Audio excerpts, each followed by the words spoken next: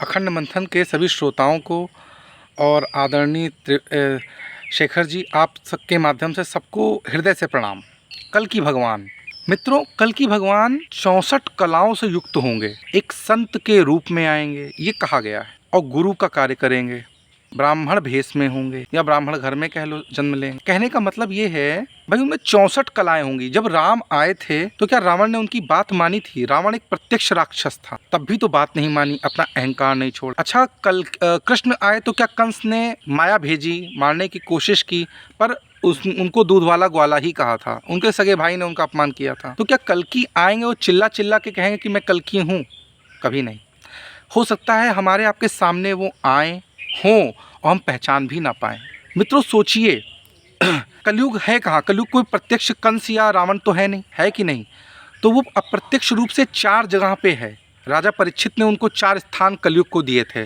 सोना, वैश्यावृत्ति, चारित्रिक पतन मतलब जुआ और नशा, इन्हीं का व्यापार करने वाला आज समाज है। जब तक ये हैं भगवान कल की सामने नहीं आएंगे, क्योंकि वो अपना अपमान कराने आएंगे क्या कलयुग से? वो तो महामायावी हैं। 64 कलाओं मतलब कृष्ण और राम से 10 कदम आगे होंगे। तो जब वो कलयुग समाप्त हो जाएगा, ये चारों तत्व, अब ये चारों तत्व तो आज की डेट में जितना भी जनता समाज है, अगर नशा ना करे तो भारत की अर्थव्यवस्था नहीं चलेगी, ठीक है ना?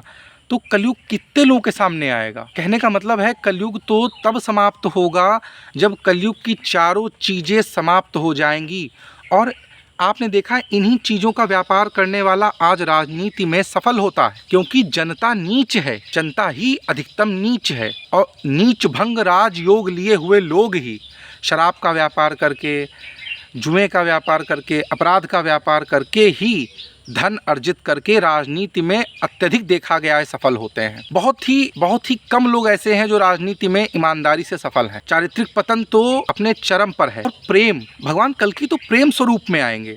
तो सोचिए वो किस रूप तक लोगों को ले जाने वाले हैं। वो सामने तो तभी आएंगे जब ये चारों चीजें समाप्त हो जाएंगी। राजा परीक्षित ने इनको 4 जगह स्थान दिया था, फिर सांपों का यज्ञ हुआ था, उन सांपों की बलि हुई, बलि के बाद में पुनः वो आत्माएं बन के कलयुगी जनता के रूप में व्याप्त। तो 8 बजे घोषणाएं करने वाला, अष्टमी ऊर्जा पर पैदा, जन्माष्टमी पर पैदा, दुर्गाष्टमी की ऊर्जा से 8 बजे घोषणाएं करने वाला एक शासक होगा, जो है मोदी जी। अब इन्हीं के कार्यकाल में क्या घटित होता है ये देखने वाली बात है। लेकिन हाँ, सबसे पहले उन्हें सप्त चिरंजीवी ही पहचान पाएंगे, आम जनता नहीं पहचान पाएगी। क्रिया योग से वो किसी न किसी सूक्ष्म शरीर में व्याप्त हैं, सातों चिरंजीव। ये मन की ताकत है, यहाँ की ताकत। मन बहुत बड़ी चीज है। और आप ये सोचिए, राम और कृष्ण इतने छलिया थे। राम तो बिल्कुल अच्छे थे, और कृष्ण में तो 24 कलाएं थी, और 64 कलाएं जिसमें होंगी वो व्यक्ति कितना बुद्धिमान। वो क्या ऐसी जनता के सामने आएगा जो कलयुगी है, जो वासना पटल विचारों के साथ में ओतप्रोत है। हम जब अपने दिल में वासना को प्रेम भाव में इतनी उपासना करें कि प्रेम में तब्दील कर दें, तब हम सतयुग के लायक बनेंगे।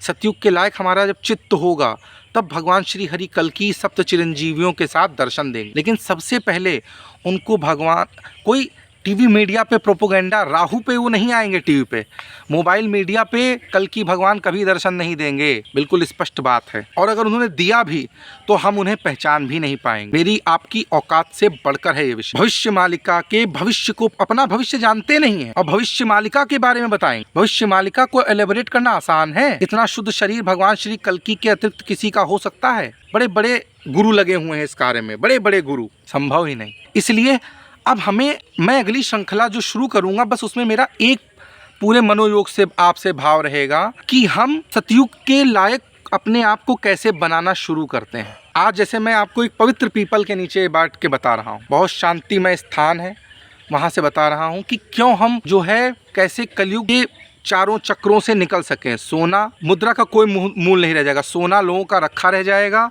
पैसा नोट की गड्डी रखी रह जाएगी, अन्न का एक दाना नहीं मिलेगा। एक दाना मिल जाए 2026 में तो मेरा नाम बदल दीजिएगा। और पैसे वाले लोग दौड़ा दौड़ा के मारे जाएंगे। जो गरीब है, जो अपनी मेहनत खेत में करता है, जो खेत से जुड़ा है, वही अपने आप को उठा पाएगा। वो भी हर जगह नहीं, सिर्फ 4 स्थान मैंने बता चुका हूँ, क्योंकि 4 अंक राहु का होता है और 4 ही जगह कलयुग है, ठीक है ना। और भगवान श्री कृष्ण चतुर्भुजी रूप में, कहते हैं कल्कि भगवान को चतुर्भुज, यानी सारी चीज़ों का ज्ञान होगा, संपूर्ण होंगे वो।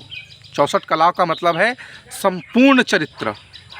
ऐसा संभव है? और क्या ऐसे लोगों को हम अपने इन आँखों से पहचान पाएंगे? वो तो जब वो चाहेंगे तभी होगा, इससे पहले ना था ना हुआ है। और वो उन्हीं के सामने आएंगे जो सतयुग की आत्माएं हैं, जो जिनके अंदर सत्य तत्व को स्थापित करने की संभावना है। बाकी फर्जी लोगों को सामने वो आ करके अपना अपमान, जिससे कल्कि की बात कर दोगे, वो 2 तमाचे मारेगा, हंसेगा, अलग से कहेगा ये सठिया गया है। संपूर्ण चरित्र। ऐसा संभव है? और क्या ऐसे लोगों को हम अपने इन आँखों से पहचान पाएंगे? वो तो जब वो चाहेंगे तभी होगा, इससे पहले ना था ना हुआ है।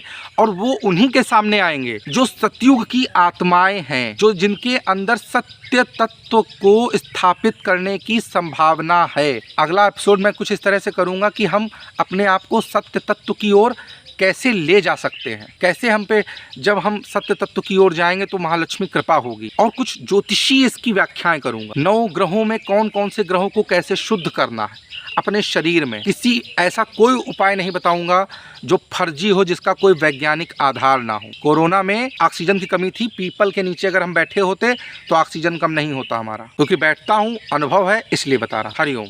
माँ भगवती मेरे सभी श्रोतागणों का कोटि कोटि हृदय से कल्याण करें।